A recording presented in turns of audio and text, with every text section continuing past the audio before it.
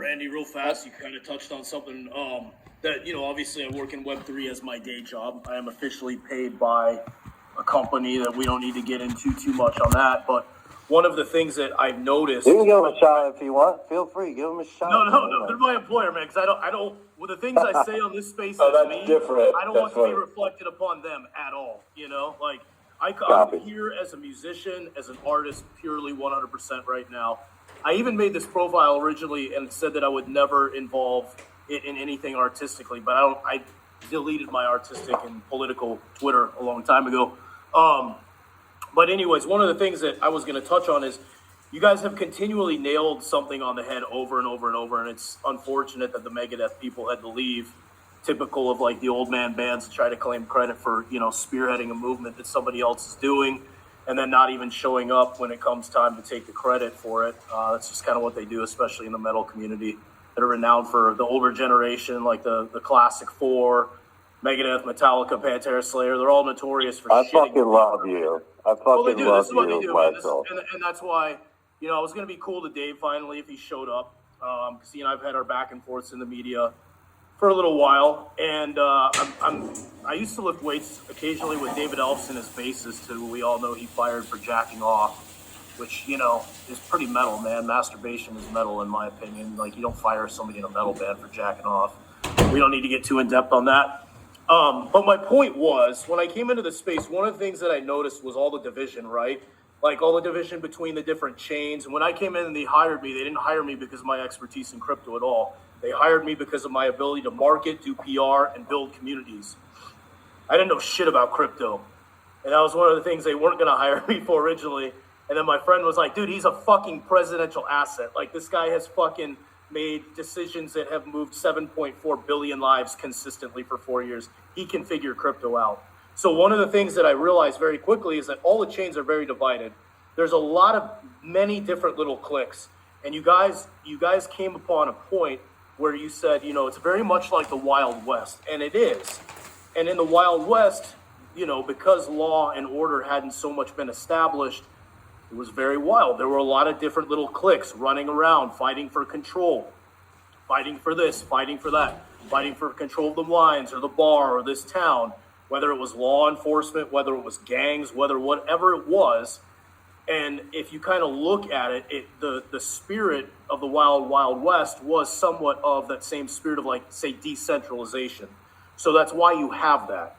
So in order for that all to come together, people need to, and in my day job, this is what I always stress for the companies that I work with and represent, even if we don't get along with this chain or we don't get along with that chain, or like the people that I'm associated with don't typically get along with Pulse Chain.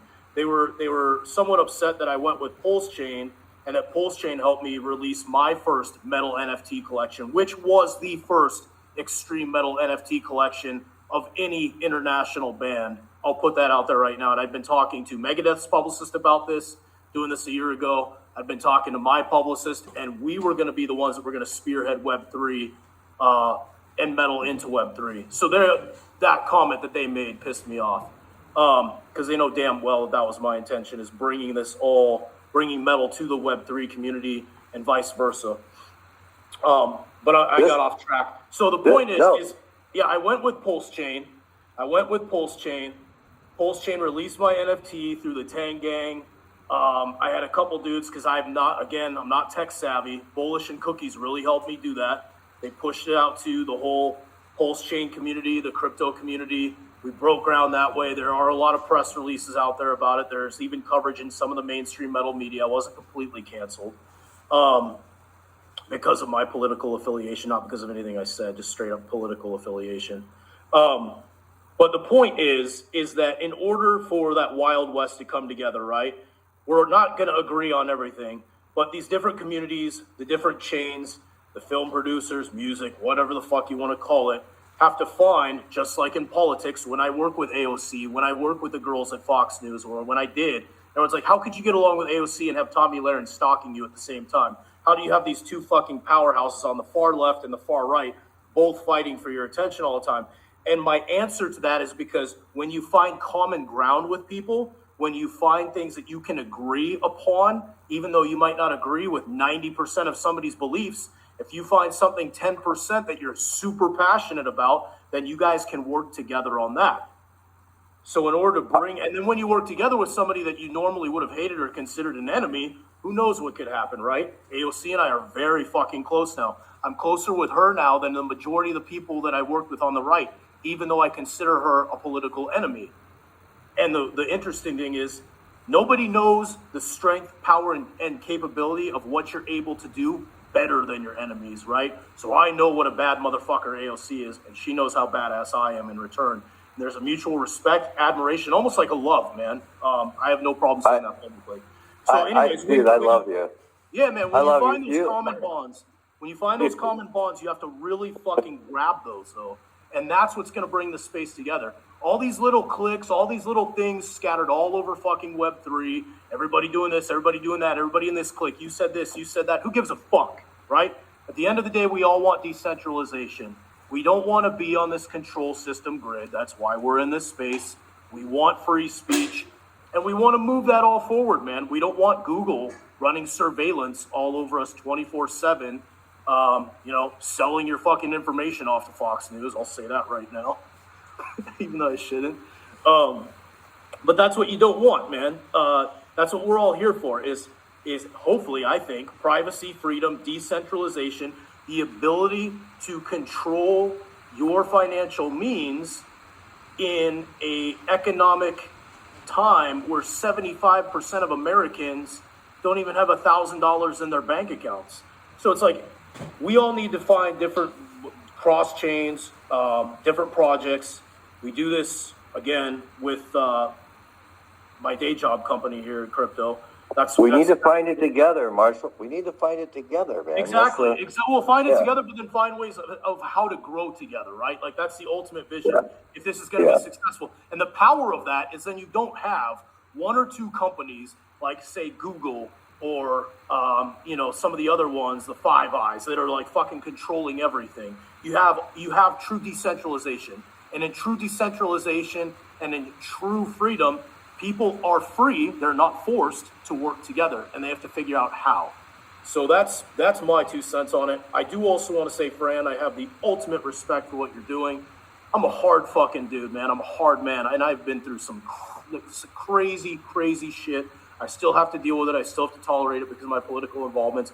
But I have the softest fucking spot for kids, man. And when you were talking about the struggles that you were going through, what you've been through, the continued problems that you face, the challenges, I did want to say to you, because I do have total respect for what you're doing with the kids.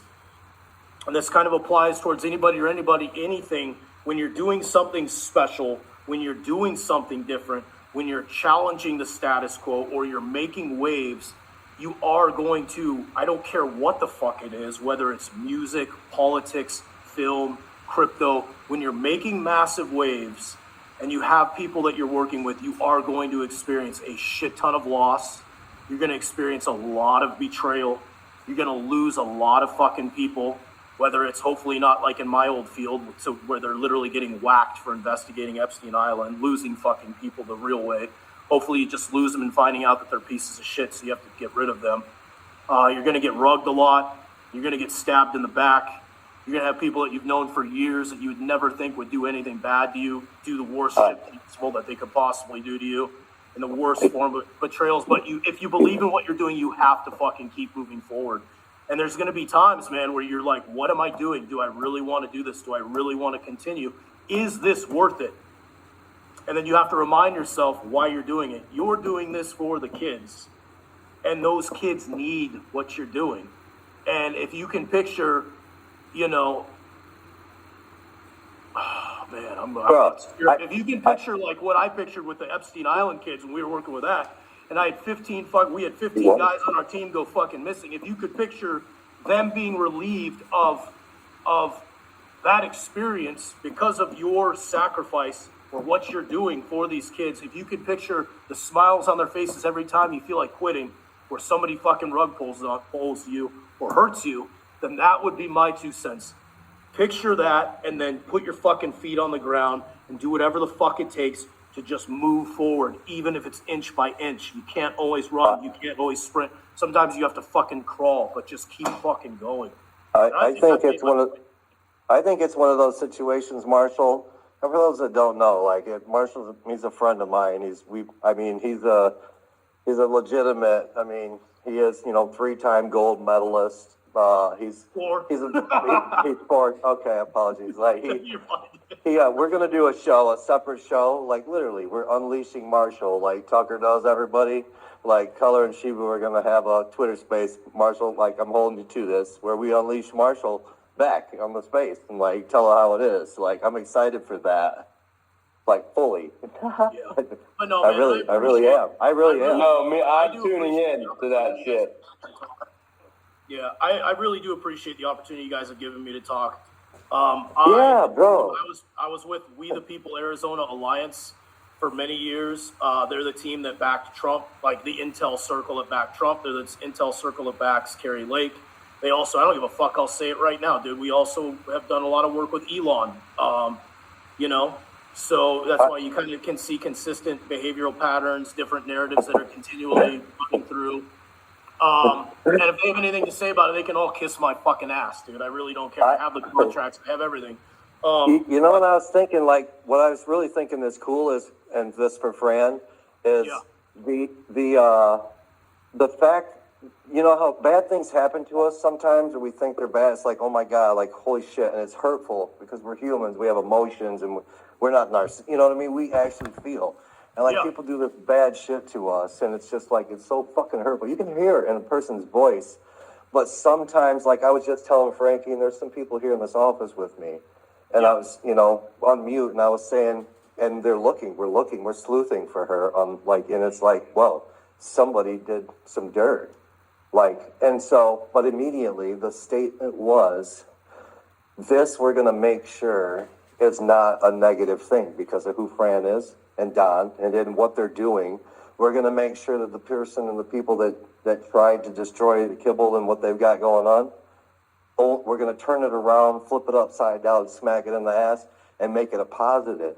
Success is the best revenge every time, man. I mean, there's not a better saying than that. And when the entire fucking world is against you, and even if you have people following you around and cops fucking talking shit to you every place you go, you just fucking keep going, man. You keep going, and nothing speaks louder than hard work and fucking success and proof. Because then you turn around and you're like, you losers are spending so much time trying to tear me down or tear down what we're doing, but we're continually going. If you had done something productive with your time, with your energy, instead of trying to tear down another person, maybe you could be successful then too, fucking loser, Yeah, well, we're excited that everybody's going to get behind Shibu Society and show awesome. Like let's do it. Like here's a very good